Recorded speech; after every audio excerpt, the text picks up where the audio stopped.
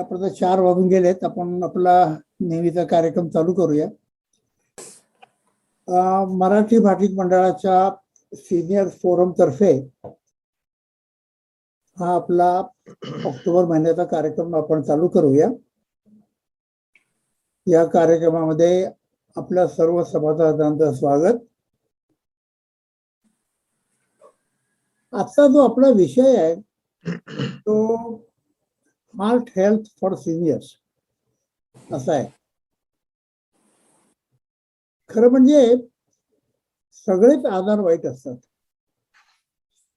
परंतु हृदयासंबंधी म्हणा किंवा हार्ट संबंधी आपल्या सगळ्यांच्या मनामध्ये एक प्रकारची भीती असते. कारण एका क्षणामध्ये होतं तर नव्हतं असं होऊन जातं, कुठलीही पूर्वसूचना न मिळता.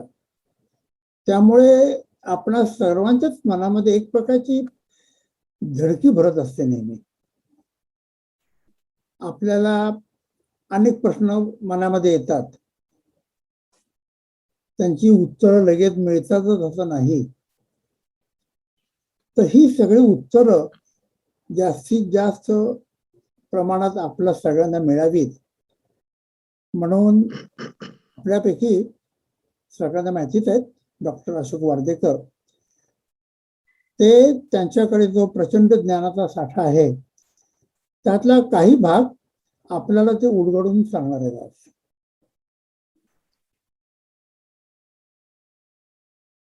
आपण सगळेजण डॉक्टर वार्देकरांना ओळखतोच, पण त्यांची योग्य प्रकारे ओळख करून देणं हे जास्ती संयुक्तिक ठरेल. तर त्यासाठी मी शशी जोगळेकरांना त्यांची ओळख करून द्यायला विनंती करतो. तर त्यापूर्वी आजचा जो आपला कार्यक्रम म्हणजे आजचं जे प्रेझेंटेशन होणार आहे त्या प्रेझेंटेशन मध्ये डॉक्टर वार्देकर अनेक प्रकारची माहिती आपल्याला देणार आहेत. त्यांची पॉवर पॉइंट प्रेझेंटेशन आहे. तर त्याच्याबरोबर त्याची पार्श्वभूमी किंवा त्याची बॅकग्राऊंड असलेली अशी बरीचशी माहिती त्यांनी एकत्रित केलेली आहे. तर ती सगळी एकत्र करून मी आपला कार्यक्रम झाल्यानंतर गुगल ड्राईव्हवर मी टाकेन आणि त्याची लिंक मी सगळ्या लोकांना आपल्या सगळ्या सभासदांना पाठवीन. मग तुम्हाला जर ती डाउनलोड करून घ्यायची असेल तर तुम्हाला तिथून डायरेक्टली तुम्हाला ती डाउनलोड करून घेता येईल. आणि दुसरं असं की गेल्या 4-5 महिन्यापासून आपले जे कार्यक्रम होतात ते त्या सर्वांचा व्हिडिओ मराठी मंडळाच्या YouTube वरती अपलोड होतो. तर तो अपलोड लगेच 1-2 दिवसामध्ये होतो. तर तो अपलोड झाला की त्याची पण लिंक मी तुम्हाला सगळ्या लोकांना पाठवून देईन. म्हणजे जर तुम्हाला कोणाला असं वाटलं की जे रेकॉर्डिंग झालेलं होतं त्यातला काही भाग आपल्या लक्षात नाही किंवा आपल्याला समजला नाही तर तुम्ही परत जाऊन बघू शकता, किंवा आणखी जर कोणी जर विचारलं तुम्हाला तर ती लिंक तुम्ही त्यांना पाठवू शकता. तर यांचा म्हणजे डॉक्टर वार्देकरांचा कार्यक्रम म्हणजे प्रेझेंटेशन संपलं की मग प्रश्नोत्तराकरता सगळ्या लोकांना आपण ओपन फोरम देऊ. तर मी आता शशी जोगळेकरांना सांगतो की डॉक्टर वार्देकरांची ओळख करून द्या. नमस्कार. ज्या व्यक्तीने मला कॅनडाला येण्याचे आमंत्रण दिले त्या व्यक्तीची ओळख करून देताना मला अत्यंत आनंद होत आहे. डॉक्टर अशोक वार्देकर हे पटना बिहार येथले. मेडिकल कॉलेजचे शिक्षण दरभंग्यात झाले आणि त्यानंतर ट्रेनिंग अमेरिकेस. त्यांनी अनेक हॉस्पिटल्स व workmen compensation board of Ontario येथे consultant in internal medicine and कार्डिओलॉजीचे पद भूषविलेले आहे. आता कॅनडाला वास्तव्य. आमची ओळख बरीच जुनी. कॅनडात आल्यापासून नोकरी मिळवून देणे, परीक्षेचा अभ्यास व त्यानंतर स्थायिक होण्यासाठी लागणारी सर्व मदत मला त्यांनी केली. अशी मदत त्यांनी अनेक व्यक्तींना केलेली आहे. आजही त्यांचा बराचसा वेळ इतरांना मदत करण्यात जात असतो. त्यांचा CV पाहिला की यांनी व्यायाम, बागकाम, videography, photography, stock market investment असे अनेक छंद जोपासत असतानाही मेडिसिनचा अभ्यास आणि त्या क्षेत्रात एवढे यश संपादन कसे केले याचे आश्चर्य वाटल्याखेरीज राहत नाही. पण खरं तर सतत व्यस्त राहणे हीच त्यांच्या यशाची गुरुकिल्ली असावी. इलेक्ट्रोकार्डिओग्रामच्या वाकड्या तिकड्या रेघांचा अचूक अर्थ ते क्षणात लावतात. भारत, अमेरिका व कॅनडा या तिन्ही देशातील मेडिकल शास्त्रासंबंधी सर्व उच्च परीक्षात त्यांनी यश मिळवलेले आहे. माझ्या मते त्यांच्या यशात संत कबीर यांच्या या दोह्याचे मोठे स्थान आहे. कल करे सो आज कर, आज करे सो अब, पल में परलय होए गो, बहुरी करोगे कब. अर्थात कभी भी किसी काम को कल पर मत छोड़ो. जो कल करना है उसे आज करो और जो आज करना है उसे अभी करो. पता नहीं कहीं अगले पल में प्रलय ना आ जाए. आपला यापुढे जास्त वेळ न घेता मी कार्यक्रमांची सूत्र श्री मुळगुंद यांचे हाती सोपवतो व त्यांनी मुख्य कार्यक्रमाची सुरुवात करावी अशी विनंती करतो. नमस्कार. Okay, Dr. Vardekar, the stage is yours. Thank you. You are on. Okay. So thank you very much for such a wonderful introduction. And today I am quite capable of talking in giving this lecture in Marathi, but purposely I am going to talk today in English so that it reaches a wider audience. So we are going to talk about heart health for seniors. Now, heart health for seniors, I am going to concentrate on two specific things. Number one is, if your heart becomes diseased, can you get an indication which will warn you that there is something wrong with my heart? Why it is important?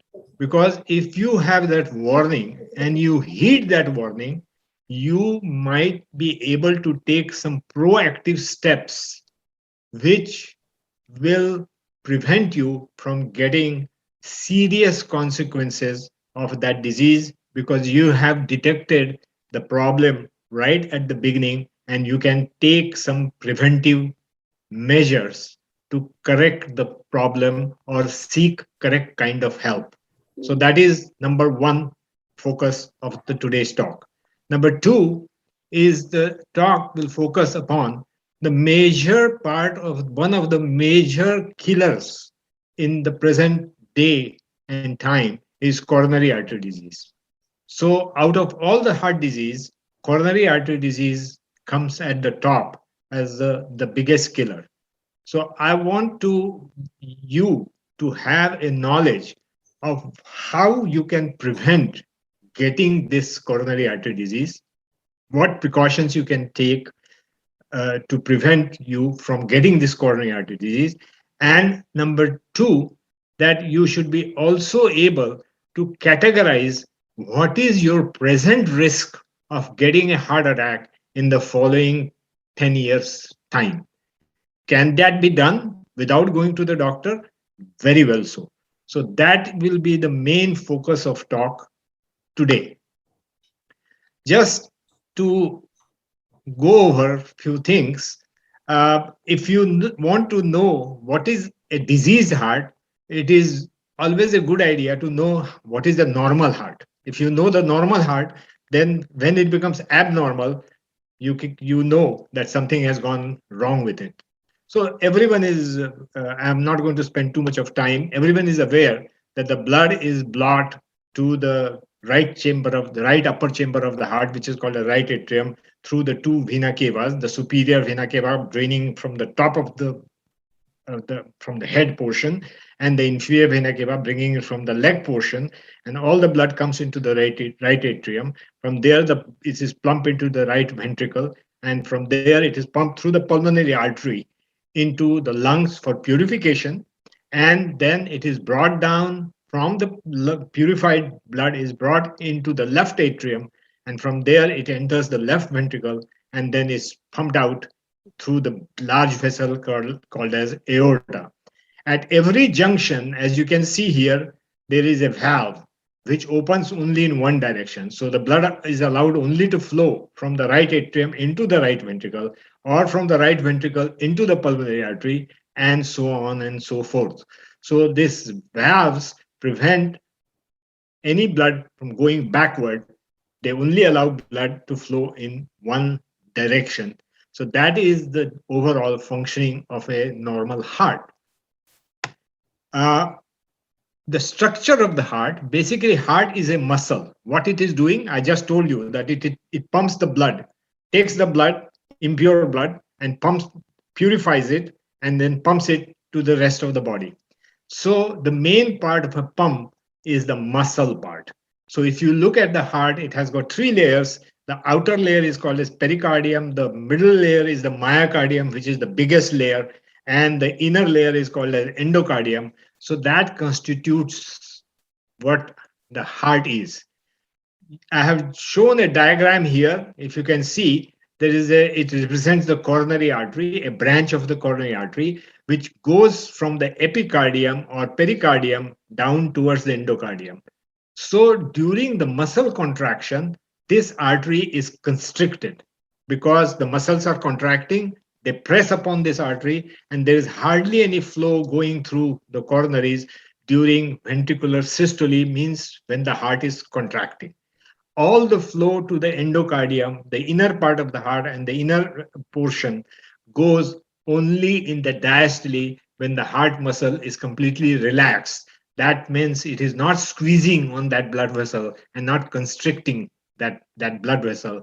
The systole consists of only 0.3 second, and the diastole consists of 0.8 second, so 0.5 seconds. So total 0.8 second is the whole cycle of the heart, of the contraction and of the relaxation.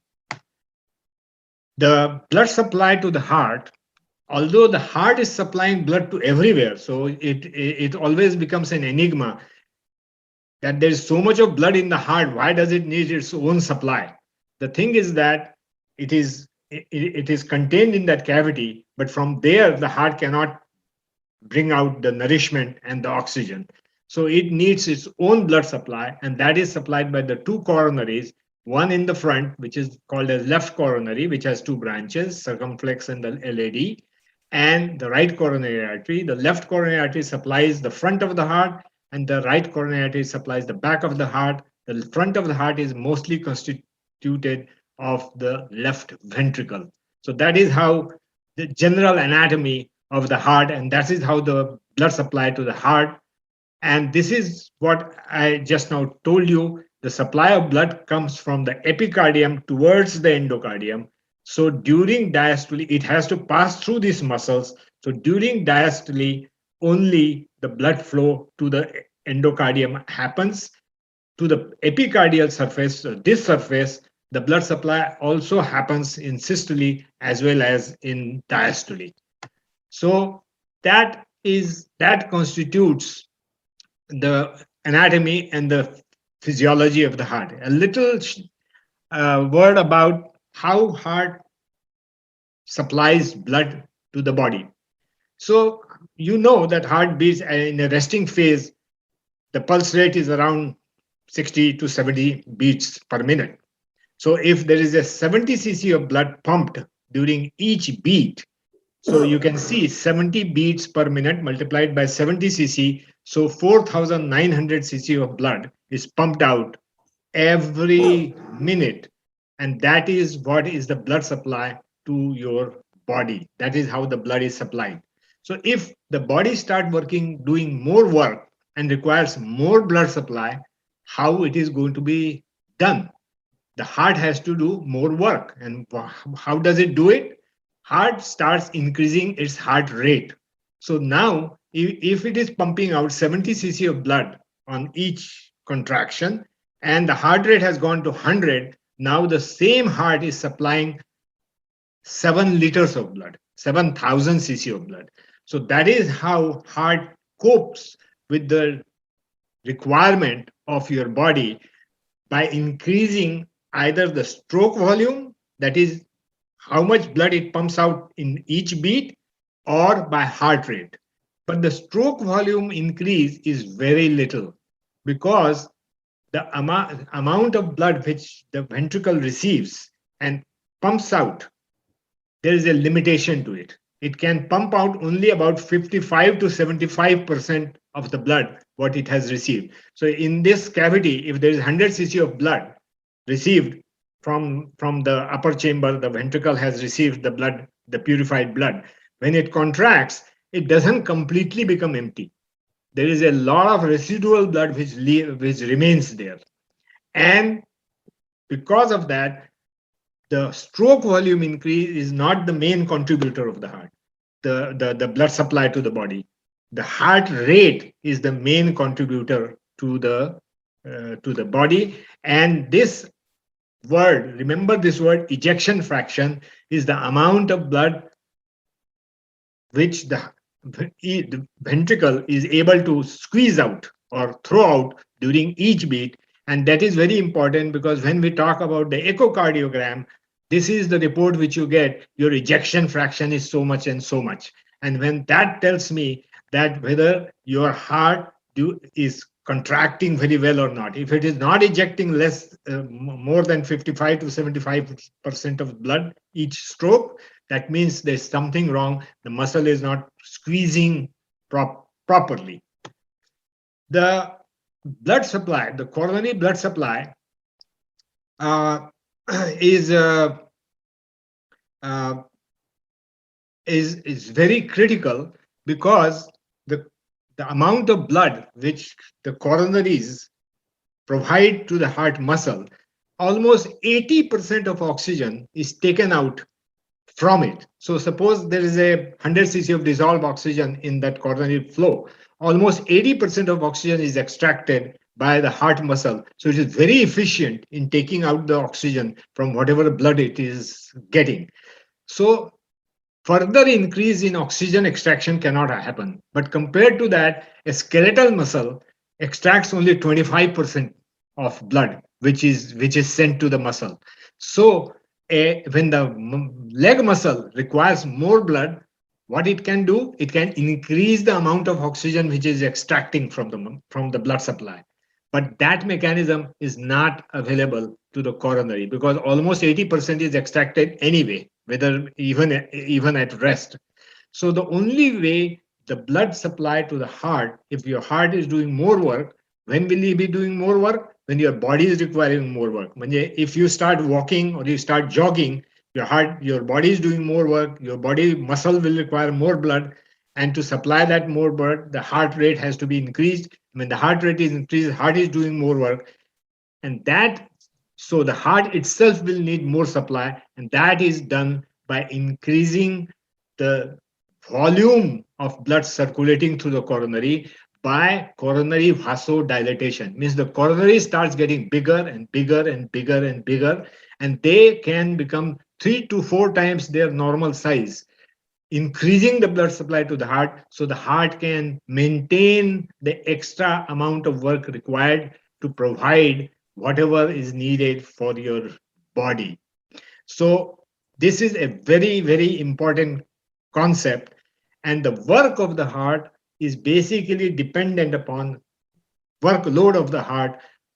How much oxygen it needs is dependent upon 2 factors, heart rate and the systolic pressure, because heart has to pump, and it has to pump against a resistance, that is the blood pressure. So if there is more resistance, if your blood pressure is high, heart has to do more work. Similarly, if heart rate increases, heart has to do more work. So these are the only 2 methods. These are the 2 main determinants of the blood flow requirement to the heart, and the heart blood supply is increased by coronary vasodilatation. This is a very, very important concept. As you can see here, even if I'm narrowing the coronary arteries here, even at the 60% narrowing, the blood supply through the coronary is not reduced at all. Wonderful, isn't it? So even when 60% of the coronary is narrow, there is still enough amount of blood going, not enough, almost the normal amount of blood going through the coronaries. So you never suffer or never know that the coronary is obstructed, even up to 60 to 65% of obstruction.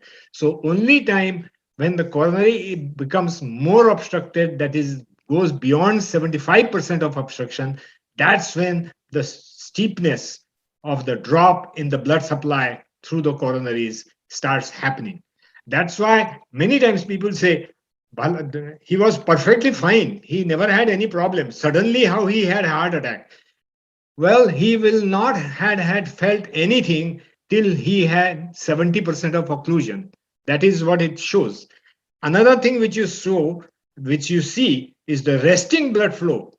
For resting blood flow, when the man is not doing much, he's a very lethargic person, he's not doing too much of activity, he will not even know until there is a 85% obstruction in the coronary, after which you see that the things start dropping down. The blood flow starts dropping down.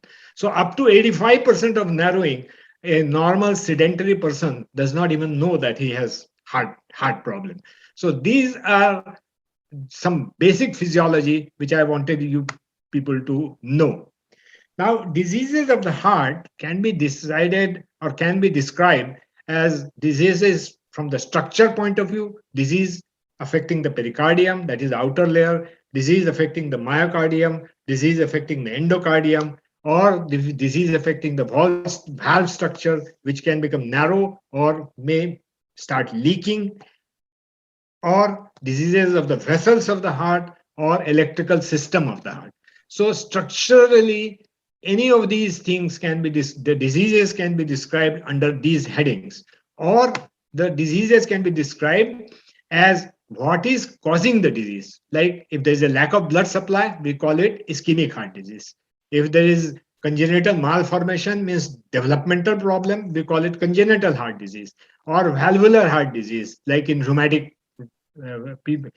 In past, there used to be a rampant amount of rheumatic heart disease causing valvular abnormalities, or infection can affect the heart, or other inflammation like rheumatoid arthritis or other collagen disease can affect the heart, metabolic heart disease, and so on and so forth. And I'm not going to spend time on any of these. All of these can cause heart disease. So the question is, once your heart is diseased, how do you know that the heart is diseased? Heart disease can present itself only in following 6 ways. So if you notice a pain in the chest area, that is one indication that something is going wrong with your heart. Number 2 is shortness of breath. Number 3 is swelling in the legs. Number 4 is abnormalities of the heartbeat presenting itself as palpitation or fainting spells or fatigue. So any disease which is happening in the heart presents itself only in these 6 ways. And if you notice any one of them, and we are going to examine this in great details right after this. So first of all, the first thing which I told you was chest pain.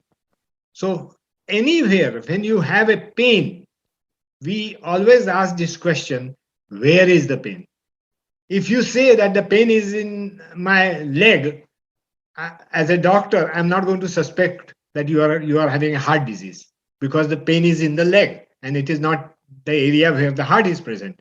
So once you say I have pain and that pain is in the chest area, that is what tells me that okay, this pain may be coming from the heart. Now, in the chest, usually the presentation is usually the patient complains that the pain is in this area. You can see the pointer moving here, this area, or between the scapula, that is between in the middle of the back. That is usually the location of pain you notice when the pain is coming from your heart. Most time, the person is not able to exactly locate. What he says, what he shows is a diffuse, it is paining, hurting all somewhere here. He will never say, this is called as finger pointing test. As you can see my finger pointing test. So if he tells you, if your spouse or you say that, oh, I am having pain right here at this point, as shown in this figure, you should start smiling, because that is not coming from your heart. You usually, when you can pinpoint the pain, that the pain is in one location right here, then it is not coming from the heart. So this is a simple clue to tell you whatever pain you are having, is it coming from your heart or it is not coming from your heart? That will put your mind to a great ease. Number two is the quality of the pain. All these, what I'm telling you, is the description by the patients, and that the terminology, the medical terminology for that is symptom. What the patient tells you is the symptom. So what he says, that the quality of the pain is, it is like a pressure sensation, or it feels like somebody has put a 50-pound weight on my chest. Or he will say that somebody has tied a big rope around his chest. So it is, or sometimes he may complain like it has a burning quality. So usually it is a pain has got this quality. So whenever there is a pain, where is the pain? Number two, what is the quality of the pain? Number three, what is the duration of the pain? If the pain comes and goes, more likely that it is cardiac pain. If it lasts more than 10 minutes, 10 or 15 minutes, that means it is more pointing towards a possible heart attack if it has all the other two qualities which I told you, the location of the pain and the quality of the pain. The third thing, if when the pain comes here, does it travel anywhere?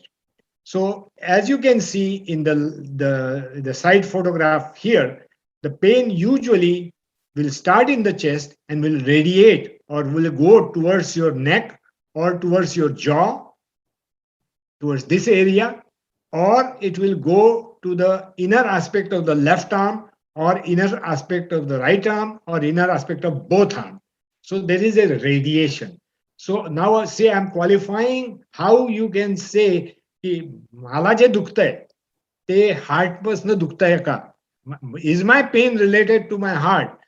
So I have told you the quality of pain, I have told you the duration of the pain, I have told you the radiation of the pain. If you put your hand and there is a tender spot there, what tenderness means, when you put your finger and press on it, it hurts. That should put a smile on your face, because when you have got a pain which is coming from the heart, there is usually no tenderness there. That area doesn't hurt when you press upon it. So all these things, if you keep a mental note of it, if you get a chest pain, you can yourself determine, is it coming from my heart or it is not coming from my heart? It is very, very critical, and why it is critical, I will go into the depth of it. Thirdly is what brought on the pain. The majority of time, the pain which comes on with either an activity or emotion or after a heavy meal, something. There is always a precipitating factor. And very typically, the word you must have heard, angina. What is angina? Angina is pain in the chest area, which is squeezing in nature, brought on by effort, and it is relieved by rest. So the relieving factor is rest, precipitating factor is exercise, emotion, or a heavy meal. And as soon as that, say, very typically the patient will say, I start walking and there is a uphill after about 10 minutes. Once I reach half of the uphill, I start getting tightness in my chest. I start getting heaviness in my chest. And if I slow down or if I stop walking, my pain disappears or starts getting better. This is a typical classical complaint of an anginal pain. The anginal pain and heart attack pain, the difference is only in duration. The quality remains the same, but the duration is anginal pain does not last for more than 10 minutes, usually few minutes. And as soon as you stop doing what you were doing, the pain should subside and it should go away. If it doesn't go away and lasted more than 10 minutes, that is the bells should ring. Red flag should come into your mind. Ki, hey, kaitri bhaltas hai. So you have to be proactive and you have to do something about it. Okay. And are there any associated symptoms with it? Associated symptoms means, accompanied with this, do you have sweating? Do you feel faint? And there is a very peculiar sensation which a patient describes, which is called as anger anemia. That means an impending sense of dying. The typical description given is, doctor, I felt that I was going to die. And if somebody is complaining with this kind of chest discomfort, he tells you that I felt as if I was going to die. That is a very, very important clue. He is coming down with a heart attack. It is a very, very typical presentation of a heart attack. So somebody has the quality of pain which I described in the front of the chest, and has also sensation that as if that is the end.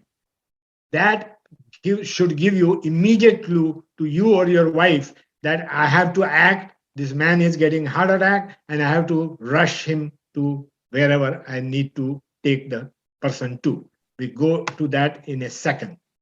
So if from all that, now you should be able to determine, is my pain, if I have a chest pain, is my pain coming from heart or not? Because I have given you ample description how you can determine whether it is coming from your heart or not. If it is coming from the heart, and you know that you had suffered from this kind of pain before, what you have to do, you can take, if you have nitroglycerin available, you spray the nitroglycerin. You can take up to 3 times, 5 minutes apart. If the pain does not go away, it is more than angina and something more serious is happening, and probably you are coming down with a heart attack, and you have to do few things. First of all, you do, if available, you take 2 to 3 baby aspirin tablets, or if not, then regular aspirin, but take an aspirin.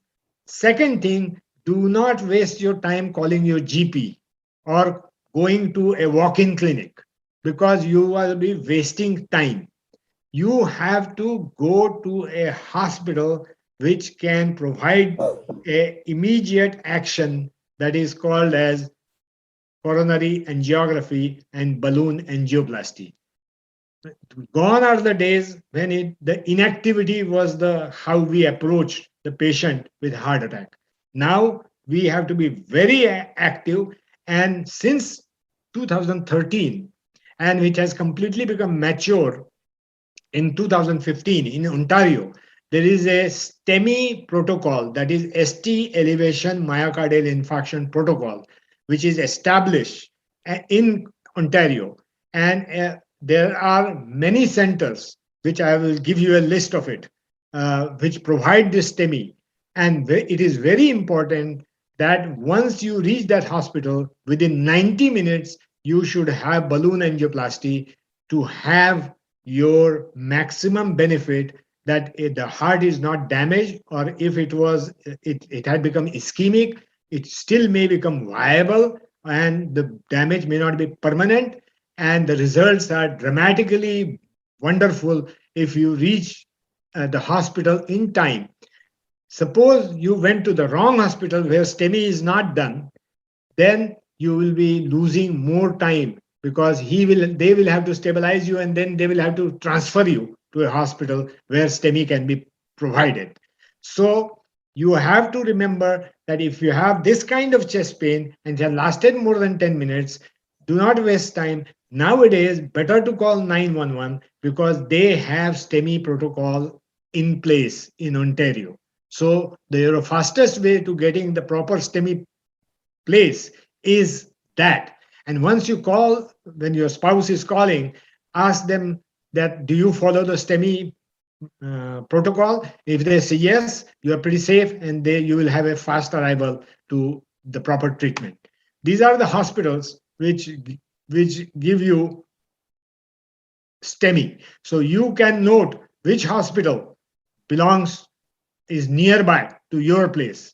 So give them the name. Always keep a track of which hospital in your area provides you this STEMI, where STEMI is performed.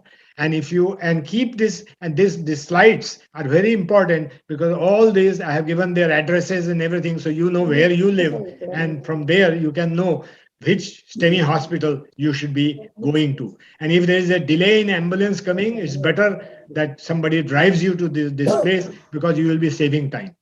So it is very, very critical that you know the STEMI protocol. So the first thing was the chest pain. The second thing, when your heart is diseased, it can produce is shortness of breath. What is shortness of breath? That is awareness that in jargon, medical jargon, it is called a dyspnea. Dyspnea means being aware of your breathing is itself a discomfort, because normally we are not aware of our breathing. So if there is shortness of breath, is it coming with activity? Or another important thing is, many times your spouse or your better half will complain that I am fine, but when I go to bed, after half an hour or so, I have to wake up because I feel smothered or I feel choked. That is called as paroxysmal nocturnal dyspnea. That is, when you go to bed, you feel short of breath after half an hour or so. And when you prop yourself up with the pillows, like shown in this picture, you start feeling better. Why does this happen? Because when you go to bed, when you are lying in bed, your gravity is eliminated, because your feet are flat now, and there is more return of blood, because the gravity being not stopping the blood flow, there is more blood return to your heart, and that your diseased heart, if is unable to handle, then you start feeling shortness of breath. So the second symptom which will warn you that something may be wrong with your heart or lung is shortness of breath. So first was chest pain, second was shortness of breath. Third feature which should warn you whether you are having any problem with your heart is swelling in your leg. Now there are two kinds of swelling. The pictures are quite evident. On the left side, you see both legs are swollen. On the right side, you see only one foot is swollen. So there is only unilateral, or one side of the leg is swollen, the other side of the leg is completely normal. Whenever you see that one side of the leg is swollen and the other side is not swollen, that rules out heart, kidney, or liver as the cause. So you can immediately think that, okay, heart is not the culprit if you see swelling is only happening on one side of your leg, means only the left foot is swollen or only the right foot is swollen. On top of it, there's only one thing which I will warn you, associated with the swelling. If you also start noticing pain in that leg or pain in your calf area, or there was a recent history of long travel, under these circumstances, There's one condition which we worry about is that you might have developed thrombophlebitis, which is a precursor for that there is a clot in your vein which may break loose and may go to the lung and produce a catastrophic event. So if you have got a unilateral swelling, which and the leg appears to be slightly swollen, slightly warm, and it is tender, to shabda jo वापरला होता, tender, it means it is on pressure, you feel pain, or during the, if you pass your hand along the course of the vein, you start feeling pain. That indicates that it may be phlebitis, and that is also an equally important reason for you to seek emergency room visit. If it is a bilateral swelling, means both legs are swollen, it could be heart, kidney, and liver, but there is no acute emergency. Means yes, you have to seek medical attention, but you don't have to rush to the emergency room. You can go to your doctor, he can do the necessary examination, and he can rule out whether it is the heart, whether it is the kidney, whether it is the liver, and then he can refer you to the appropriate person or start the treatment. But acute emergency, acute reaction is not needed, acute action is not needed from your part. When you have the fourth way the heart can present is palpitation. So the palpitation, if you start noticing that you have got something abnormal with your pulse rate, it means what my suggestion is, before you fell ever sick, you should learn how to take your pulse. And I'm going to show you where do you feel your pulse and how to take your pulse. Your concern is if you have learned how to take your pulse, if your pulse rate by taking your pulse, if you notice your pulse rate is slower than 50, you should go to the emergency room. Or if it is more than 150, you should still go to the emergency room. So it gives you an idea how active you have to be, how immediate you have to seek the medical attention. Below 50 or above 150. In between, you can take your time. It may be indicative of a heart disease, but not an emergent thing which you have to worry about.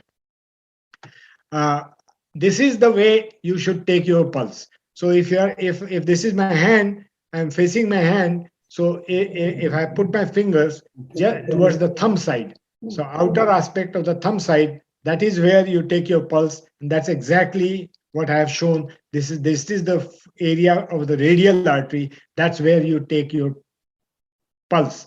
And everyone should learn how to take his pulse when he's not sick, not at the last minute. That, now I have to learn to take my pulse. So make a practice. It's very easy, and you can easily determine your pulse, where it is felt, and you can count it. And if you do a little practice, you should be able to keep a watch. And now you can know if something is happening and my heart is having palpitation or racing, if it is above 150, or I'm feeling weak and faint, is it below 50.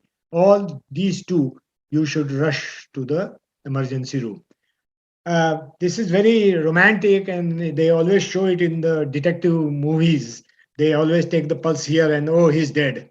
So I do not advocate too much taking pulse in the carotid area, because very easily you can take it in the radial, because in carotid, if you press it too much, it can produce deleterious effects. So usually I do not suggest to take it in the carotid, but if you know what you're doing, this outer muscle and the central madhe, if you put your fingers, you can feel the carotid pulsation there.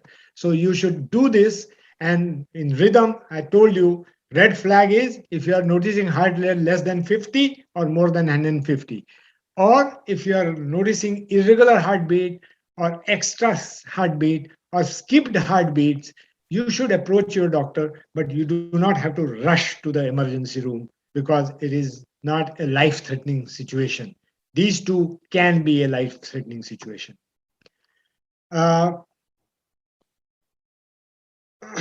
Okay.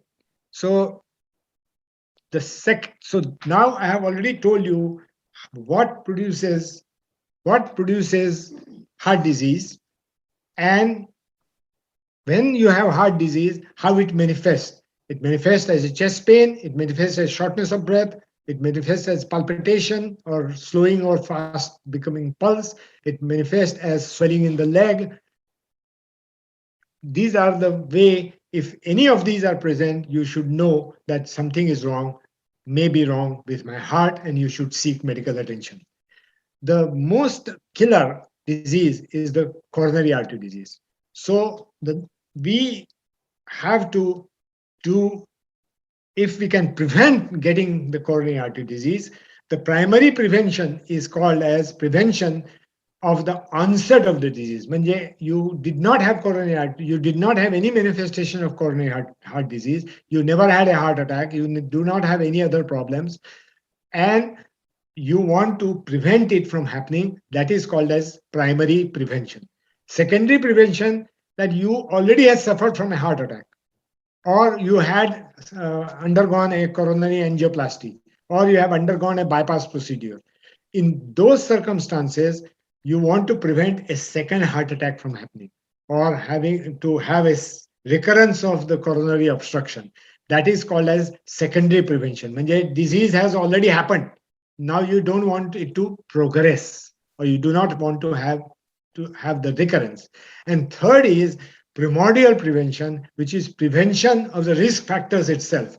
To give you an example, if you are obese, the chances that you will become diabetic. If you become diabetic, the chances that it will cause you to get heart attacks. So prevent, as soon as you become obese, to prevent having a risk factor in the form of diabetes, you want to do certain things. This is called as prevention of the preventable things which can happen to you. This is called as primordial prevention. There are many conditions which cause coronary artery disease. And these are called as risk factors. I'm not even going to go into this. I have simplified it into the 12 things which makes you prone to develop coronary artery disease. Obesity, smoking, physical inactivity, hypertension, lipid abnormality, stress, age and sex, family history, ethnicity, CAC score, HSCRP12 level, and homocysteine level, of which all those which are in bold, you can do something about it. You can reduce that risk. You cannot do much about your age. You cannot change your age. You cannot change your sex. You cannot change your family history. You cannot change your ethnicity. So the things which are not in bold, you can do very little about it, and you should not pay too much of attention. The things which you can do something about it is very critical to know. The risk factors are so critical because each risk factors increases your chances of getting the heart disease. If you have one risk factor, you have 2 times the risk, 2 risk factors, 4 times the risk, 3 risk factors, 10 times the risk. So it is not just 1-to-1. There's disproportionate increase. With the increase in risk factor, increased chances of getting heart disease or heart attack. There are certain risk factors which are called as coronary equivalent. If you have that, you're already automatically you are in a high risk group. That means if you have known carotid artery disease, due to some reason they did a carotid Doppler and they said you have got a little plaque in your carotid, or they said that you have peripheral vascular disease. Diagnosis was made of peripheral vascular disease or aortic disease, or they told you you have diabetes, or you had a known previous heart attack. All these things tell us that you have a high risk of getting a future heart attack, no matter what. Or if you, by calculating, you find out that your risk, you have got a risk of getting heart attack more than 20% in the following 10 years, all these make you already put you in a high risk group to have second coronary event or have future coronary events.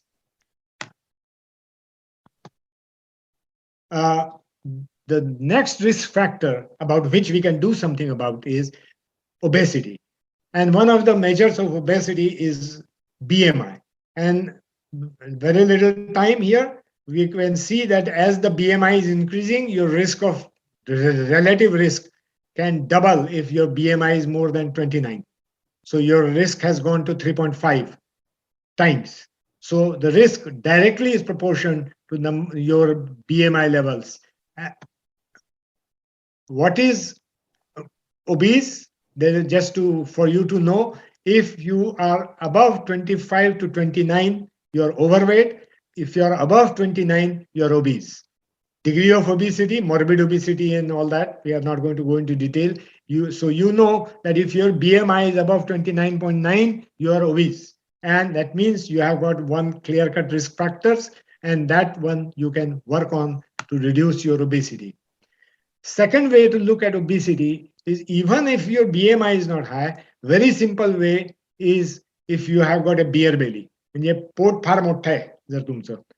So for female, surprisingly, I was also surprised, the female, the waist size greater than 35 inch puts them in a high risk group. Men, the waist size greater than 40 inches puts them in a high risk category. The other way to look at it is your waist to hip ratio. Normally, your hip should be bigger than your waist.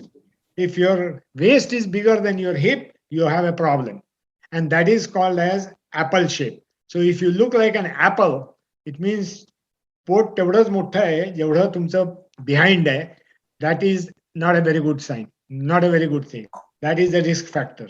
So a simple measure nowadays, when you go for your physical, they usually take your waist circumference. They are told to take your waist circumference. If he has not done it, ask him to do it. Or you can measure it easily. Where do you measure it? Just above the iliac crest with breathing exhaled.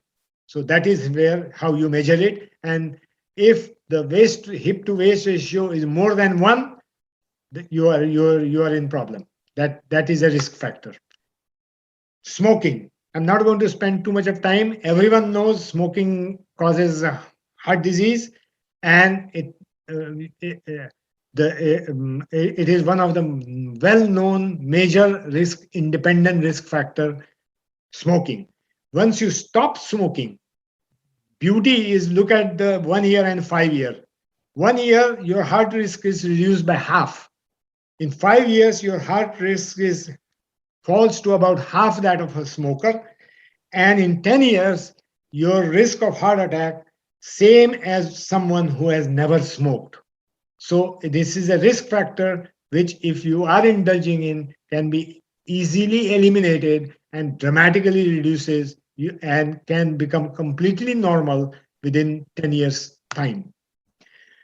Blood pressure, which is another risk factor which we talked about. The meta-analysis of 61 prospective observation studies showed that even a 10 millimeter reduction in blood pressure reduces 30% reduction in the risk of ischemic heart disease mortality and 40% reduction in the risk of stroke. So controlling your blood pressure is another risk factor which you can reduce. The benefit of lowering blood pressure is average reduction of blood pressure. Average causes a 35 to 40% reduction in the stroke, 20 to 25 reduction in heart attack, and 50% reduction in heart failure. This is just to give you an idea. There are various ways of taking your blood pressure. Optimal blood pressure is 120 by 80. Normal blood pressure is classified less than 130, systolic, and less than 85. If you are using an ambulatory blood pressure monitoring, the margin is slightly higher. The mean awake blood pressure should be less than 135 to 85. And if you are doing the ambulatory blood pressure monitoring 24 hours mean, that should be 130 to 80. And home blood pressure monitoring, which is what I suggest everyone. You should record your blood pressure from time to time at home, and that blood pressure should be attempt should be to keep it below 135 to 85. If it is not there, it constitutes a risk factor, and you should seek medical attention to try to bring it below that level. This gives you an idea. Just by reducing weight, you can, by weight reduction, there is a 5 to 20 millimeters of drop in blood pressure with every 10 kg of weight loss. Similarly, by eating DASH diet, you can reduce your blood pressure by about 8 to 14 millimeters. Restricting sodium can reduce your blood pressure 2 to 8. Physical activity reduces your blood pressure by 4 to 9. And alcohol reduction, moderation, also reduces your blood pressure, which is also a contributory factor for your blood pressure. Cholesterol, I'm not going to even talk about. Everyone is sick and tired of talking about cholesterol. Cholesterol is a risk factor. If your cholesterol is high, you have problem with the increased incidence of coronary artery disease. A 10% reduction of the total cholesterol decreases your coronary heart disease by 10%, and total mortality decreased by 11%. So now, another thing which is under your control is exercise. If you can see here, the sedentary workers had a blood pressure of 143/96. If you did 3 sessions of exercise every week, your blood pressure drops to 132/87. If you did 7 sessions of exercise every week, your blood pressure drops to 127/85. So just by doing exercise, your blood pressure drops. The mortality, it basically shows that if you are more active, like heavy workers, the mortality was much lower in San Francisco dock workers. So the thing which you have to notice is, what is an activity? One MET activity, when you are doing very little, just sitting quietly, doing very little, that is called as one MET of activity. And that means your body requires about 3.5 cc of oxygen during doing that activity. And you burn about 1.2 kcal per minute for a 70 kg man. So if you look at it, look at these figures, your total calorie expenditure in a day, 70% is done for basal metabolic, म्हणजे चुपचाप बसून श्वास घेताना आपण जे खर्च करतो, that is called as BMR. That during quietly breathing, sitting quietly, that is called as BMR, and 70% of our calorie consumption is done through that. 10% is food related. Whenever we eat to digest, absorb, and to utilize, we spend 10% of our energy in food, and 20% is only related to activity. So if you are doing an exercise, even you are doing good exercise of 4 MET level, you can see that 1.2 calorie multiplied by 4.4, so 8 calories per minute multiplied by, if you are doing 60 minutes of exercise, all you burn is 300 calories. So if you do 3 hours of exercise, all you have burned is 900 calories during all that time, while 1700 is burned through BMR. So by just exercise, you cannot burn too much of calories. What is important is NEAT, that is non-exercise related thermogenic activity. What you are doing for your daily living, brushing, gardening, sweeping, cleaning, all these burn calories, and that you do for 6 or 7 hours. Exercise you can do for 45 minutes or 40 minutes. So you cannot achieve a weight loss just by doing exercise. NEAT activity becomes a very, very important, and I'm not going to the depth of it.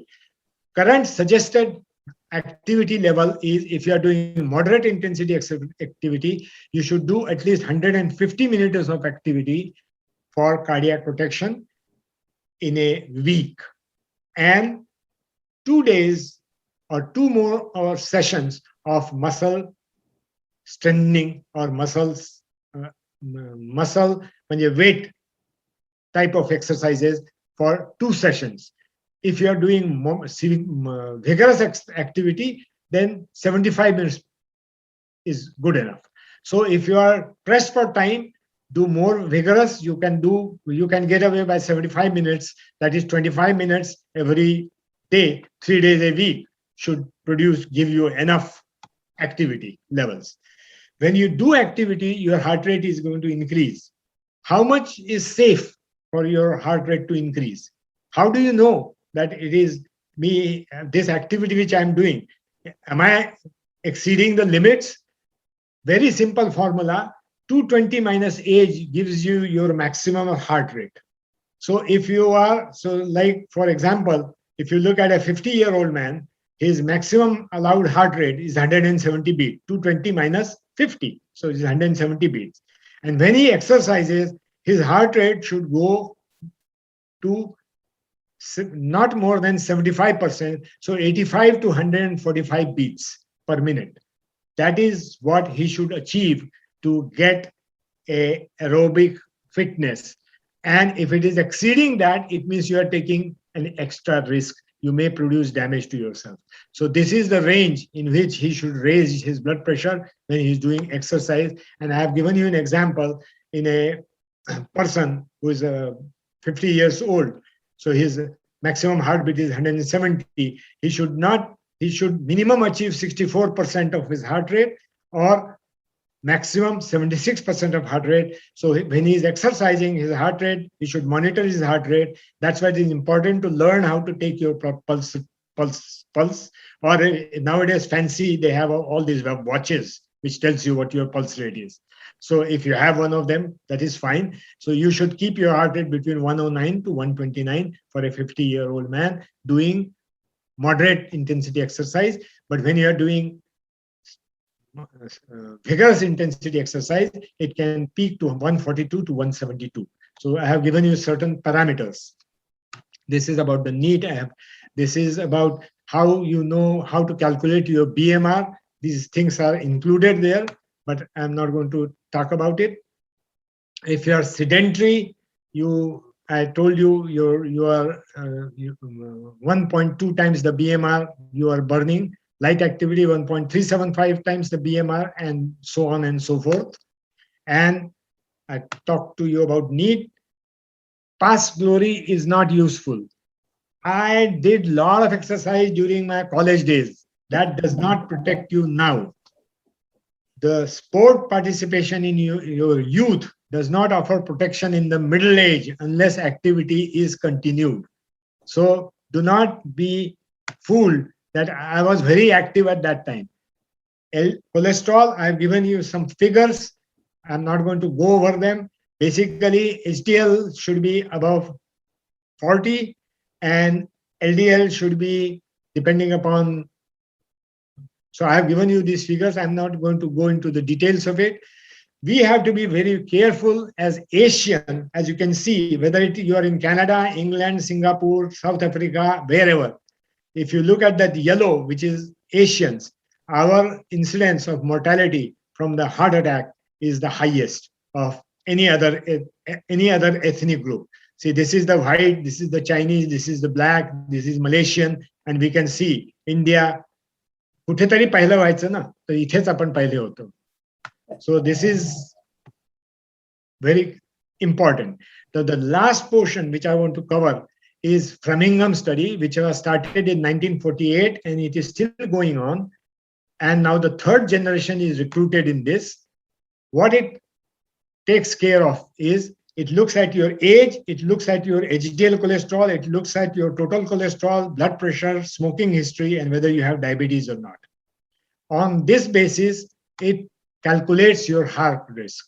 Now look at this man. This man has all the risk factors which you can think of. He is obese, his abdominal girth is big, he's making his dog exercise, he's not exercising himself, he's thinking of McDonald's and very fatty food. On top of it is obesity. He has blood pressure, probably because there is a blood pressure machine sitting there. He smokes because there is a ashtray here with the smoking. So he is a sitting duck for developing heart problem. So how do you know what is your risk? Everyone should have this Framingham score. And when I provide you with this, you will have this data with you. What you look at, you should score your Framingham score by first age. So suppose you are between 50 to 54, you have 8 points right here for men and 7 points for women. If your HDL cholesterol is, these are the levels. If it is less than 9, you have got 2 points. So you add 8 plus 2, that is 10. If your total cholesterol is between this range, is say between 5 and 6.19, you have 2 more points. So now you have become 8 plus 2 plus 2, right? So 12. And if your systolic blood pressure is above 130, 139, you have, and you are a man, you have 1 point. If it is treated and it is still that high, it is 3 points. So you add all these points. Are you a smoker? You add 4 points. Are you a diabetic? That takes you completely out of this equation. So all these 5 things, you add all those points. So you yourself, looking at yourself, all of you have your lipid reports. So you can look at it, what was my HDL? You can look at it, what is the HDL level? You know your own age, you know what your blood pressure has been around, you know what your total cholesterol has been, and you can calculate how many points you have. Once you have this point, you go to this second table, which gives you the total points.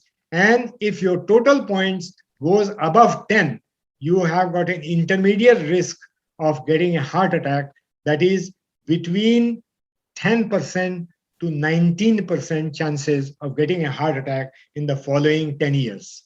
If you have got total points is less than 10, then the chances of getting heart attack in the following 10 years is only less than 10%. So that is why it is called as low risk. If you have got more than 15 points, your risk goes above 20%, which is called as high risk. So all of you can do this calculation. Please do that calculation and find out what is your risk of getting heart attack in the following 10 years. Everyone should have an idea about it. It also gives you an idea about your heart age. So your total point, whatever points you have, suppose your total points are 10, your heart age is 54. If your total points are 16, your heart age is 76. You may be 50 years old, but your heart age is 76. So this is a very, very important point which I want you to emphasize. This is not that important now for us in that age group. We are above 80, because if you look at it, if you look at it above my age, above 75, directly gives me 15 points. म्हणजे intermediate group, the minimum झालाच ना. So if you even have a little blood pressure, if you have a little diabetes, the equation is gone. Or your LDL cholesterol is slightly high, you always go into the higher risk. But make sure that your son, who is 50, 55, around 50, or those are the people who take advantage of this, score themselves, find out whether their risk is intermediate, high, or less, and then take proper precaution to reduce those numbers, because each additional risk factor I showed you produces extra amount of problem and extra disease. Now, these two is also important. If you fall into the intermediate group, I want to be sure whether you are intermediate or do I have to reclassify you into a higher. A simple blood test, which is called as high sensitivity CRP level, which shows inflammation of the heart. If it is less than 1 milligram, the risk of heart disease is less or low. If it is between 1 to 2.9, the risk is intermediate. And if it is high, that is more than 3, the risk is high. So if you are in an intermediate group and you from the HSCRP test, you have got a level which is more than 3, I'll start working as if you are in a high risk group. Second thing, it just shows the correlation. As it increases, the chances of getting heart disease increases as your CRP level increases. Now, this one I wanted you to get an idea is the CALC score. So if you don't need to CALC score if you are already in a high risk group. म्हणजे मला आता माझ्यावर CALC score करायचा नाहीये because I am already in a high risk group. But somebody who is in intermediate risk, I want to be sure that he is not in the high risk. And if it is a simple test, they do a CT scan of your chest. And if your calcium score is between 100 to 400, the relative risk of getting heart disease, heart attack, or coronary artery disease is about 4.3. If it is between 400 to 999, it is 7.2. If the CALC score is above 1000, the risk is 10.8. This gives you a general idea. If your CALC scores are below 100, you are okay. If it goes between 100 to 400, there is moderate amount of plaque. If it is over 400, there is a large amount of plaque. So these are the few things which I wanted to tell you. And I will like to, I think I went a little overboard. So I will stop here at this point. And if you have any questions, I'll be willing to answer. Thank you very much for giving me an opportunity to give you a talk. And I hope I was of some use. Okay, आपण आता सगळ्यांनी शांतपणे doctor वार्देकरांनी सांगितलेली माहिती ऐकून घेतली आहे. आणि याच्याबद्दल आपल्याला आणखी काही जर माहिती पाहिजे असली, म्हणजे आपण सगळ्याच गोष्टी काही आपल्या लक्षात राहत नाहीत, तर ह्या ज्या स्लाइड्स आहेत त्याची लिंक मी तुम्हाला लवकरच पाठवून देईन. So now the floor is open for questions and answers. तर फक्त एवढं करा की तुम्ही प्रश्न विचारण्यापूर्वी साधारण अनम्यूट करा आणि प्रश्न विचारून झाला, उत्तर मिळालं की परत स्वतःला म्यूट करा, म्हणजे मग गोंधळ होणार नाही. So the floor is open. अजितला काहीतरी प्रश्न विचारायचा आहे. येत नाही. सरिताला विचारायचं. ठीक आहे. मला माहिती आहे. First of all thank you.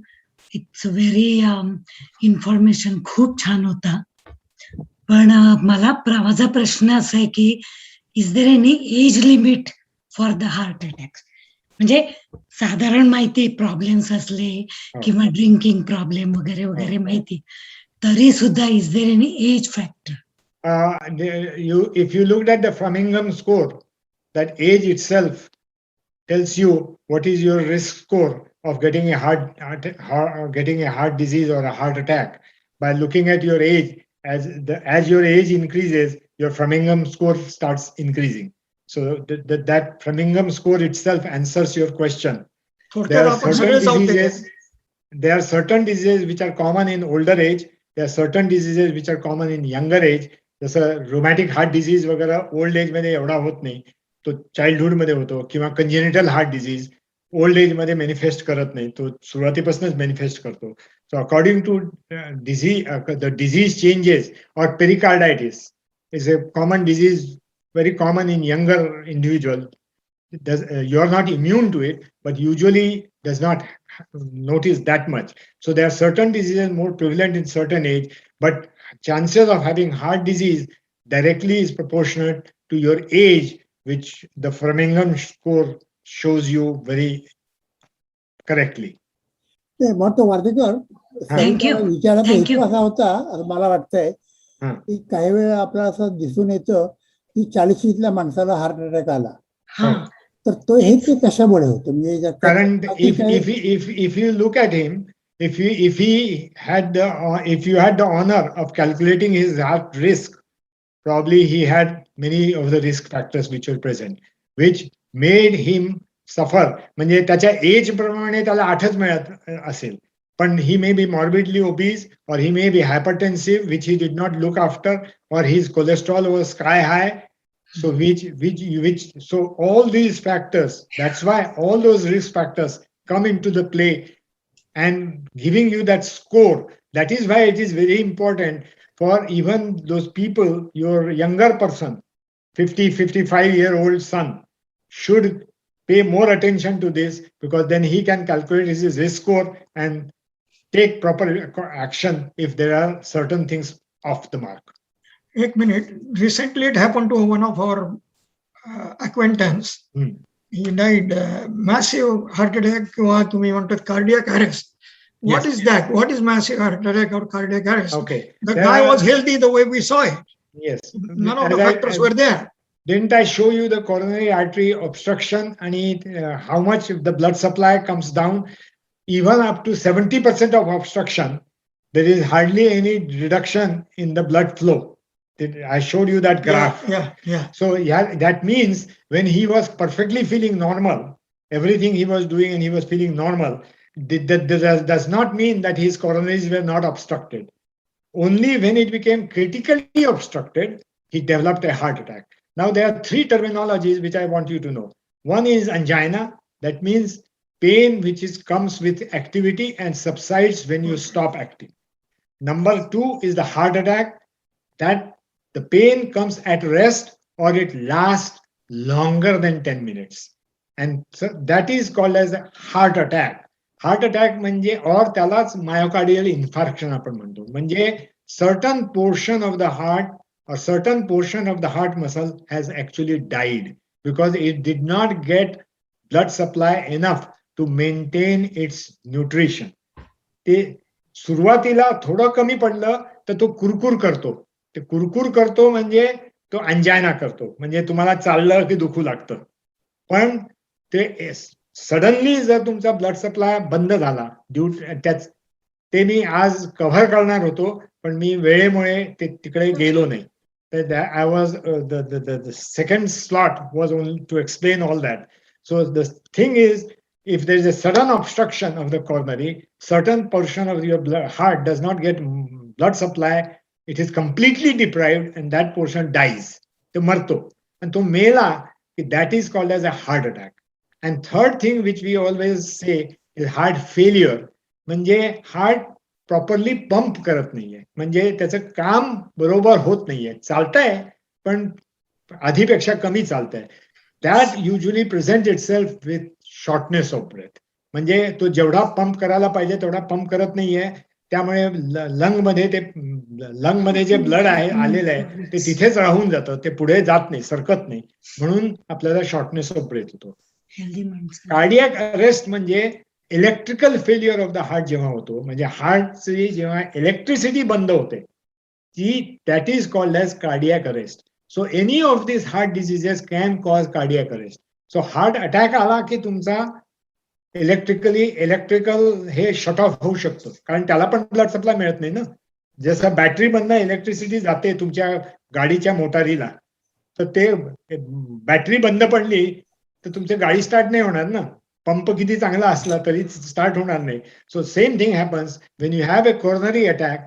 Either it will manifest just like a chest pain, what I told you, angina, or it will manifest and you'll get a pain which is at rest, or it may suddenly cause shutting of the electrical system of the heart if that area becomes damaged, and that is called as cardiac arrest. So coronary artery disease, sudden death jo hoto na, majority of time is related to a massive heart attack which basically shut off your electrical system.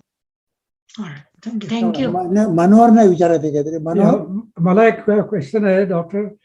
मला lately गेल्या वर्षापासून very shortness of breath, म्हणजे आपण फार exercise केल्यावर जसं असं श्वास लागतो असं थोडंसं जरी चाललं वगैरे थोडं तरी तर होतं तसं, पण येऊन बसून एक 2-3 मिनिटं बसलं की पुन्हा नॉर्मल येतं.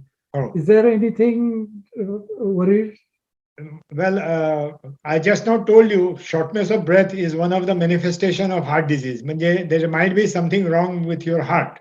So now the question is, what is wrong with your heart? So this was not an emergency, but it should be looked into. And there are to test the heart function. Majority of time when you are feeling shortness of breath, म्हणजे हार्टचं function बरोबर होत नाहीये.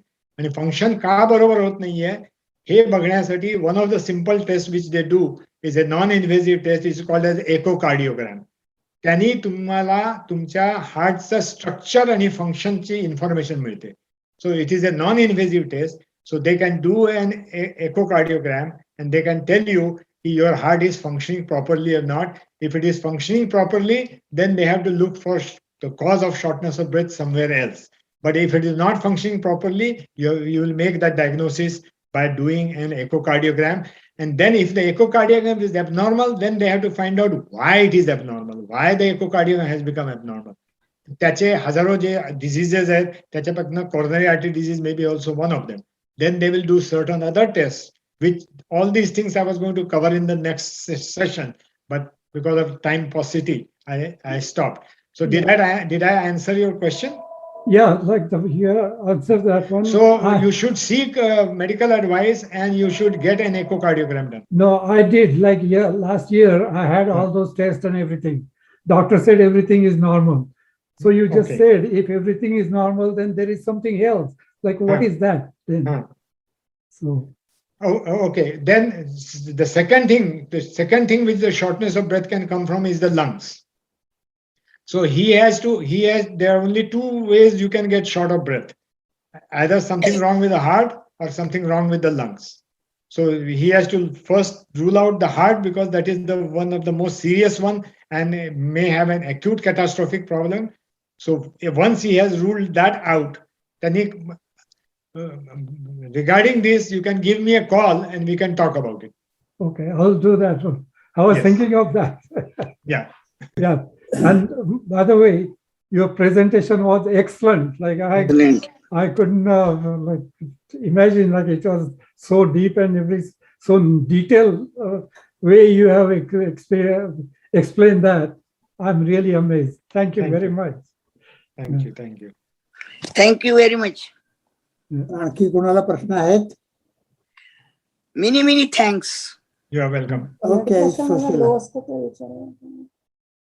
I'm watching all these doctors and so many things, but you are the best. Yeah, I agree Thank that. you. नमस्कार Mrs Ambika ना काहीतरी question आहे. हा, विचारा. नमस्कार डॉक्टर. नमस्कार. सुजाता अंबिके. Hello. बोला थोड्या वेळाने करू का? बोला नाही मला विचारायचं हा विचारा ना. आहे की मी थोडी अंडरवेट आहे तर मला काय म्हणजे माझे पण चान्सेस ऑफ हार्ट अटॅक खूप आहेत का? मला ब्लड प्रेशर असं नाहीये, डायबिटीस काही नाहीये मला. हा तर नाही तुम्हाला चान्सेस म्हणजे from heart point of view नाही आहेत. Underweight itself does not contribute to heart itself, heart disease itself, कारण ओव्हरवेट कॉन्ट्रीब्युट्स. मी साठे बोलतोय. हा बोला. तुम्ही मगाशी सांगितलं की हार्टचा पहिला प्रॉब्लेम, कारण मला झाला होता, माझी पाठ दुखत होती आणि माझ्या पाठ दुखण्याने आम्हाला वाटत की काही वजन उचललं, अमुक झालं तमुक झालं. पण जेव्हा टेस्ट केली तेव्हा कळलं की अँजायना आहे. आणि मग मला ते आय वेंट थ्रू अँजिओप्लास्टी आणि पहिल्यांदा अँजिओग्राफ काढला, पण त्याच्यात स्टेंट टाकले त्यांनी आता. सो I am back to normal. मला आता त्रास पीस काही नाही झाला, 1.5-2 वर्ष झाली. पण पाठ दुखत होती वॉज अ सिग्निफिकंट लोकांना सांगण्याकरता. Yeah, that is what I showed, that either the complaint is in the front of the chest or it is in between the scapula, मागे. हा स्कॅप्युला बरोबर तुम्ही दाखवलं ते करेक्ट आहे. तसंच झालं होतं. राईट. म्हणजे आणि ते म्हणूनच मी ते सिम्पटम्स तुम्हाला एम्फसाइज केले की हे जर असेल तर इग्नोर करू नका. दॅट इज टेलिंग यू की तुमच्या हार्टला काय तो प्रॉब्लेम साधा मसलचा नाही आहे, हार्टचा आहे. हा कारण ते वाद झाल्यानंतर आमच्या डॉक्टरने सांगितलं की वी बेटर चेक इट म्हणून मग त्यांनी मला कार्डिओलॉजिस्ट कडे पाठवलं. राईट. आणि त्यांनी पहिल्या झटक्यातच सांगितलं की तुला बहुतेक अँजायना म्हणजे अँजायनाच आहे, लेट अस चेक इट. आणि मग निघाले 4 स्टेंट टाकायला लागले. Good. You it was a stitch in a time. Yes.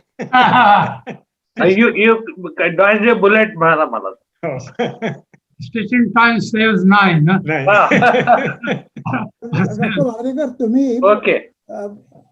High blood pressure बद्दल बोललात, परंतु जेव्हा systolic blood pressure, sorry diastolic, if it is too low, maybe under 60, but does it mean anything? No. Is it significant? No, it does not mean much, because I will tell you, there is one disease which is called as aortic regurgitation, or even in severe anemia. तुमचा systolic blood pressure वाढत जातो आणि तुमचा diastolic blood pressure कमी होत जातो, आणि तो इतका कमी होत जातो की we have even recorded 160 systolic by 20 diastolic. Does not mean a bean. So when it is your diastolic is low, I am not worried about it. When it tells me something else, it tells me that there is somewhere something is going wrong, but it is त्याच्याने तुमचं परफ्युजन कमी होत नाही, कारण तुमचं coronary परफ्युजन जे होतं ते तुम्हाला तो जो आधीचा जो स्लाइड होता त्याच्यात कोरोनरी परफ्युजन तुम्हाला मी दाखवलं होतं. The coronary perfusion continues during diastole even at the diastolic pressure of 25. Oh, I see. Okay. So during diastole, the blood and the majority of coronary flow to the myocardium happens during diastole. And the diastole is 0.5 seconds and systole is only 0.3 seconds.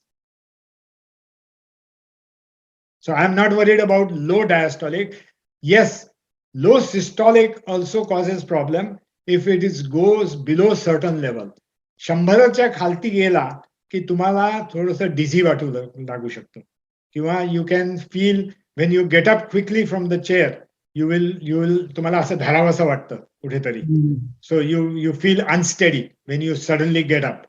Or if it falls below 90, then your body may start suffering from the lack of blood supply. So fatigue येऊ शकतो, sudden उठल्याने fainting spells येऊ शकतात. So low systolic, that too 100 I am not worried, 95 I am not worried. When it goes below 90, then I have to try to find out what is the reason, how can we make it. Are you having problem with low blood volume, or are you severely anemic, or are you having some other conditions which can cause systolic blood pressure to fall. So I am not worried about a systolic blood pressure 100 by 60 असेल, 100 by 40 असेल, that does not worry me. But if it comes below 100 or below 90 particularly, then your body may suffer lack of blood supply with systolic falling. दुसरा प्रश्न की ह्या कोविडच्या याच्यामुळे बरेच वेळा पेपरमध्ये blood oxygen level between 94% and 100%. So what is that? What does it signify? I mean, it has completely different subject, but the thing is, म्हणजे तुमचं ब्लड मध्ये oxygen carrying, blood carries oxygen two everywhere, and blood carries oxygen combined with a carrier, त्याला haemoglobin म्हणतात. म्हणजे haemoglobin आपला जो असतो ना ब्लड मध्ये, ज्याच्यामुळे आपलं रक्त लाल दिसतं, that is the carrier of oxygen. So oxygen असं प्लेन डिझॉल्व्ड फॉर्म मध्ये नसतं, ते हिमोग्लोबिन बरोबर जॉईन करून ते सगळीकडे जातं. and that hemoglobin is normally under the partial pressure of oxygen. Hemoglobin is 100% saturated, 90 to 95% saturated with oxygen. म्हणजे perfectly ते bound असतं. And as it goes into the periphery, where the oxygen blood, there is a disparity between the amount of oxygen in the blood and amount of oxygen in the tissue, then it starts permeating. So it releases the oxygen into the periphery and produces, and the blood flows. So तुमच्या carrying capacity oxygen ची जर 90, normally 95-97% ते oxygen तिथे असायला पाहिजे haemoglobin मध्ये, ती जर कमी होत गेली, जसं जसं तुमचं पार्शियल प्रेशर ऑफ ऑक्सिजन कमी होतं, किंवा तुमचं ऍटमॉस्फेरिक प्रेशर आहे त्याच्यावर तुमचं हिमोग्लोबिन 95% सॅच्युरेटेड असायला पाहिजे. ते 90%च्या खालती गेलं म्हणजे your blood is not carrying oxygen enough. तर ते कॅरिंग ऑक्सिजन नॉट एनफ ते का होत आहे, त्याला लंग मध्ये प्रॉब्लेम असल्यामुळे ते ऑक्सिजनेटच होत नाहीये. म्हणून ते PO2 तुमचा तो जो not PO2 but the oxygen saturation in the blood starts going down, and so that is a direct reflection की तुमचं ऑक्सिजनेशन प्रॉपरली होत आहे की नाही, आणि त्यात the defect is in the lung, not in the heart. Oh, because COVID is related to lungs. So lung मध्ये काय होतं की That's why the relationship inflammation comes होतं, in स्वेलिंग येते, आणि स्वेलिंग झाल्यामुळे ऑक्सिजन ट्रान्सफर नाही होत, आणि ऑक्सिजन ट्रान्सफर नाही झालं तर हिमोग्लोबिन there. Yeah, सॅच्युरेट नाही होत. आणि तुमच्या पेरिफरीमध्ये जेव्हा तुम्ही ते बघता तर 95%च्या ऐवजी तिथे 80%च दिसतं तुम्हाला, आणि ते 80% दिसलं म्हणजे तुम्हाला कळतं की अरे प्रॉब्लेम आहे, आणि म्हणून तुम्हाला ते ऑक्सिजन द्यावं लागतं बाहेरनं, कॉन्सन्ट्रेशन वाढवायला, किंवा तुम्हाला रेस्पिरेटरवर टाकावं लागतं, म्हणजे इंट्युबेट करून. ओके, वकिलांना प्रश्न विचारायचा. वकील, हे ब्लड प्रेशर जे घरी घेतात काही वेळेला लोक, आणि तुम्ही रेकमेंड करता, हो. परंतु ते ब्लड प्रेशर कोणत्या पोझिशन मध्ये घ्यायचं, lying down, sitting up, number 1 question. Number 2, डॉक्टरच्या ऑफिसमध्ये ब्लड प्रेशर नेहमीच हाय येतं, हो. कारण पेशंट वरीड असतो की आता माझं किती वाढणार आहे वगैरे वगैरे. हो. आणि काही वेळेला रेकमेंड करतात की तुमचं ब्लॅडर वगैरे तुम्ही एम्प्टी केलं पाहिजे, आणि you should relax at least for 5-10 minutes before the blood pressure is being taken. आणि लेमॅन पर्टिक्युलरली तुमचं जेव्हा कफ जातं वर ते घाबरतात, आणि त्यामुळं that contributes to some level to get the high reading. आणि दिवसातनं कोणत्या वेळी ब्लड प्रेशर घेणं योग्य आहे, first thing in the morning? Okay. I usually suggest to take blood pressure twice. Once in the म्हणजे अर्धा एक तासान उठल्यानंतर, आणि 3 आणि 5च्या मध्ये. कारण majority of time your blood pressure in the evening is slightly higher compared to blood pressure in the early morning. कारण तुमची चांगली रेस्ट झालेली असते, तुमची चांगली व्यवस्थित झोप जर झालेली असेल, तुम्ही सकाळी उठता, you are completely relax. So that is the one time I ask you to take blood pressure, and once I ask you to take your blood pressure or request you to take your blood pressure around between 3 and 5 PM, because तिथे थोडासा जास्त असू शकतं, diurnal variation ज्याला म्हणतात. आणि हे blood pressure तुम्ही normally आपण बसून कम्फर्टेबल चेअरवर बसून तुम्ही सिटिंग ब्लड प्रेशर घ्या. आणि normally in my multiple of the things which I am going to supply you, there are 140 slides in that. I have only covered 59 slides here. So you can imagine there's an enormous amount of data which I have collected for you, so that you do not have to hunt and spend hours and hours, and also from the reliable sources. So in that, all this information is given. There is a list of blood pressure machines which are recommended by Canadian Cardiac Society. So if you are doing home monitoring of blood pressure, you should purchase a machine directly जाऊन नुसतं Amazon-वर विकत घेऊ नका. तुम्ही त्या Canadian Cardiac Societyची जी list आहे त्यामधलं जे मॅन्युफॅक्चरर्सची list त्यांनी अप्रूव्ह केलेली आहे की दे आर रिलायबल, तो ब्लड प्रेशर घ्या. करा एकदा सकाळी आणि एकदा between 3 and 5 o'clock after 5 minutes of rest. And usually I tell them to take 3 readings and take the mean of the 3 readings. कारण नॉर्मली तुमचा पहिला ब्लड प्रेशर नेहमी जास्त येतो, दुसरा त्याच्यापेक्षा कमी येतो, आणि तिसरा त्याच्यापेक्षाही कमी येतो. आणि this is very very normal phenomenon. आणि there is nothing exciting about it. That is how it happens. And that is why the blood pressure, many people get high blood pressure in the doctor's office, ज्याला white coat syndrome ज्याला म्हणतात. म्हणून best method of monitoring your blood pressure is home monitoring. कारण ambulatory monitoring कोण लावत बसणार आहे 24 तास. म्हणून best way to do it is home monitoring. Get a reliable blood pressure. Check your blood pressure once in the morning and once at between 3 and 5. तर एकदा नका लावू तुम्ही नको. तीन चार रिडिंग घेतले 3-4 दिवस आणि ते नॉर्मल त्याच तितकेच येत असतात तर रोज घ्यायची जरूरत नाहीये. वन्स इन ए वीक और once in a 2 week is good enough just to check की आहे ते तसंच आहे ना की बदललं नाहीये ना. त्याच्यासाठी फक्त म्हणजे just to keep a watch on it की फ्लक्च्युएट नाही होते ना. आणि फ्लक्च्युएट झाला तर 1-2 दिवस परत आणखीन घ्यायचं की तो that was one abnormal reading और ते कन्सिस्टंटली मला त्यावेळेला जास्तच येत आहे. So this is the general common sense approach for self monitoring. Quick okay, मला याच सब्जेक्टवर विचारायचं हा. आहे. सकाळी माझं नेहमी हा येतं हा. उठल्यानंतर. सो तुम्ही म्हणालात की अर्ध्या तासानंतर थांबून मग घ्यायचं युजली मॉर्निंग रिडिंग, युजली लगेच नाही घ्यायचं. नाही, कारण सुरुवातीला काय होतं, some people it depends upon at what time you are waking and some people in the morning between 3 to 5 AM there is increased secretion of cortisol and other adrenal hormones which is called as to make you prepared for the daytime.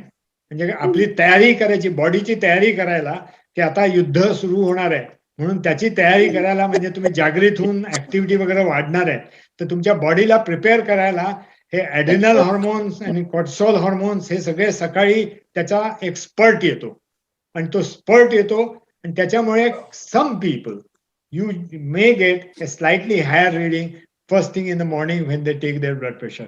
Majority of the people, usually the first morning blood pressures after half an hour is slightly on a lower side. But an evening 3 to 5 मध्ये जास्त असतो. But if your spurt is lasting longer, in my case, my blood sugars in the morning are high. And that is directly related to the spurt of the cortisol which I am getting in the early hours of the morning. आणि त्याला don effect म्हणतात. So any how that is a entirely different subject.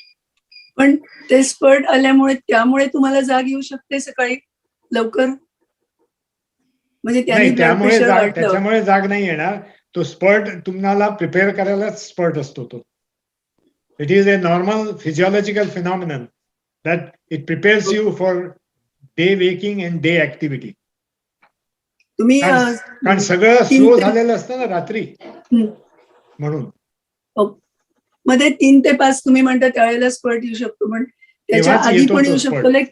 तेव्हा तो spurt होतो हॉर्मोन्सचा. पण मग तो जर लवकर येत असला 3 वाजता तर त्यांनी पण जाग येऊ शकते. नाही, त्यांनी जाग नाही, मध्ये जी जाग येते नाही त्याच्यानी जाग नाही येत. नाही. ओके, पण त्यांनी ब्लड प्रेशर वर जाऊ शकतो. पहिलं रिडिंग जाऊ शकतो, ब्लड शुगर जाऊ शकतं, ब्लड प्रेशर जाऊ शकतं. सो दोन्ही घ्यायला अर्धा तास थांबावं. I think so. Blood sugar, that's what I do. Okay. Blood sugar पण घेऊ शकते सकाळी वर. How reliable? मीना घाणेकर, मीनाला पण प्रश्न विचारायचा आहे. Meena,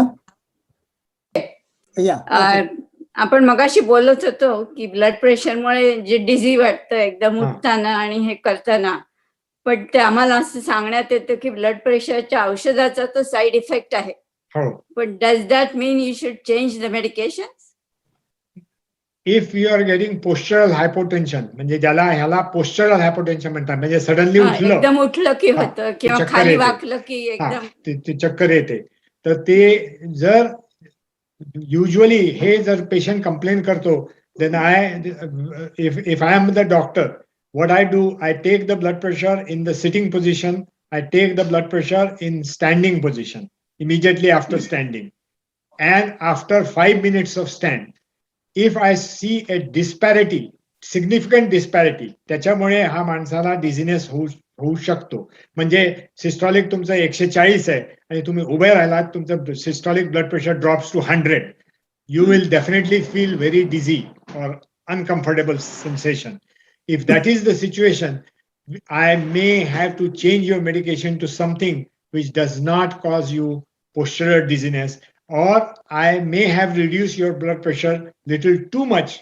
So these basically, how to come to that conclusion is record of blood pressure in the sitting position then after immediate standing, and then after 5 minutes of stand. If there is a substantial decrease in the blood pressure with this different position, I have to adjust the medication, or your doctor has to adjust that medication. So that means we should complain this to the doctor. Exactly. Because unless तुम्ही बोलल्याशिवाय त्यांना कसं कळणार आहे? No, you just, because they tell you ki this is side effect, so तुम्ही उठताना you just tell yourself. पण एकदम धावत जाऊ नका कुठे. साइड इफेक्ट कमी करता येतात ना. अच्छा. Ah. Okay. Next And there is time. another way of doing it, very simple way of doing it, is if you are having this, first of all, it should be checked की तुमचा standing आणि sitting blood pressure मध्ये काय फरक आहे. Normally, there should not be more than 10 millimeters drop between the डॉक्टरच्या standing. Office मध्ये नेहमी सिटिंगच घेतात ते, तिथे 5 मिनिटं बसवून ठेवतात. पण तुम्ही नंतर हे घेतात. कंप्लेन केली की तो घेईल उभा करून Okay. पण. ओके, आता वर्षभरात या पॅन्डेमिक मुळे काही तसं झालं नाहीये, पण हा. आता वी शुड पण- do it. So that is how the solution is. This is what we do when we take a blood pressure in a sitting and a standing position, and that when the patient is complaining of something like this, as it is मी नेहमीच घेतो sitting and standing. कशाला सारखं घेता असं पण प्रश्न मला विचारलेले आहेत की तुम्ही नाही, काय. आमचं नेहमी सिटिंग होतं आणि तो म्हणतो सगळं छान आहे, म्हणून मला असं वाटतं की okay this is the side effect, you just live with it. पण No, आता you तुम्ही don't have to म्हणतात live with next it. Time complain He करून may have पाहू. to change your medication now, number one. दूसरा तुम्हाला जो मी उपाय सांगत होतो, if this is happening and he's reluctant to change this thing, the main thing which happens when you stand up, your blood pools in your lower extremity because of the gravity. आणि ते होऊ नये म्हणून तुम्ही if you use elastic stockings or म्हणजे काय होतं की त्या इलास्टिक स्टॉकिंग्स मुळे ब्लड खालती पूल होत नाही when you assume an upright position. That many times it will help you getting rid of this postural drop in blood pressure. Okay And it's a very simple mechanical उपाय. Okay, try करून पाहतो. हो. Okay, किंवा मला- आता डॉक्टरची भेट होईल तेव्हा सांगतो त्याला. ते तर सांगाच, पण तोपर्यंत साधा सपोर्ट इलास्टिक स्टॉकिंग जर तुम्ही वापरलात तर तुम्हाला बऱ्याच प्रमाणात हे कमी होईल. नमस्कार. नमस्कार, तुम्ही तुमच्या ह्याच्यात मेडिटेशनचा किंवा योगाचा काही भाग आहे असं तुम्ही ते सांगू शकाल? One of the risk factors in the thing was stress. या आणि स्ट्रेस रिडक्शन मध्ये मेडिटेशन आणि योगाचा उपयोग होतो. सो तिथे मी 12 लिहिले होते बघा रिस्क फॅक्टर्स. त्याच्यामध्ये एक लास्टली होता स्ट्रेस. आणि stress has its own role and meditation and even pranayam does help in reducing the stress level, and constant stress level is one of the risk factors for producing coronary artery disease. The classical study होती की bus driver आणि bus conductor मध्ये इंग्लंडमध्ये study केलेली होती. तर बस कंडक्टरला heart attack कमी यायचा, बस ड्रायव्हरला जास्त यायचा, कारण तो एक तर बसलेला असायचा आणि दुसरं त्याला स्ट्रेस ड्रायव्हिंगचा होता. कंडक्टरला तो स्ट्रेस नव्हता. So there was a tremendous disparity between the heart attack incidence in drivers compared to conductors. Interesting. Thank you. Okay, Manohar, तुम्हाला मनोहर विचारायचं. शॉपर्स ड्रग मार्ट मध्ये जी मशीन्स असतात ब्लड प्रेशर वगैरे बघायची, how reliable are they? They see every blood pressure machine needs to be properly calibrated from time to time. So ते लोक जर त्याच्याकडे नीट बघत असतील, and I am presuming, because I don't know की shoppers काय वापरतात, I am presuming that they are using one of the machines which is certified by the Canadian Heart Association, because तेच विकतात ना, shoppers drug mart blood pressure machine सुद्धा विकतात. So I presume that they will be using one of them. If you can ask them, is this the blood pressure machine which you are using here? Is it certified by the Canadian Heart Association? If it is, then fine with it. पण काय आहे की shoppers drug मध्ये आपण कधी कधी जातो. Best way is to do it your home monitoring by buying a machine and learning how to take your blood pressure, which is not very difficult to learn basically. To learn basically.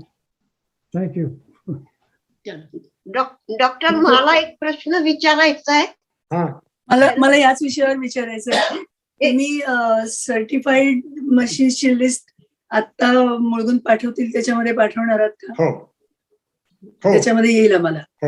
Doctor मगा माझं disturb झालं कोणीतरी मध्ये बोललं म्हणून, पण मला विचारायचं आहे की माझं ब्लड प्रेशर लो असतं.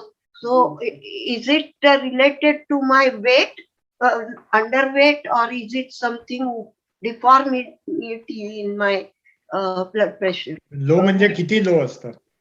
लो म्हणजे थोडस लो असतं. Why are you worried about it? Blood प्रेशरची रेंज आहे ना. तर रेंजच्या आत आहे ना ते. हो, माझा डॉक्टर म्हणाला की it's probably in your family that, आणि दॅट इज ट्रू. इन माझ्या वडिलांच्या बाजूला थोडं लोच होतं blood pressure. So I don't have that complaint about any heart disease और anything like that. But only thing is my underweight contributing to the lower blood pressure, or is it everything, nothing to worry about? I would, if it is above 100, I gave you the example. If it is above 100, I will not worry about it. Yeah, it is above 100. So I will not even think about it. Okay, thank you, doctor. You relieved me so much. Okay. And you are lucky. Probably तुमच्या आयुष्यामध्ये तुमच्या फॅमिलीमध्ये लॉंगिव्हिटी असेल. Okay, 6 वाजत आले आहेत. Doctor वार्देकरांनी 2 तास आपल्याला प्रचंड माहिती दिलेली आहे. शालन, I will ask Shalan to give a vote of thanks. Shalan, are you there?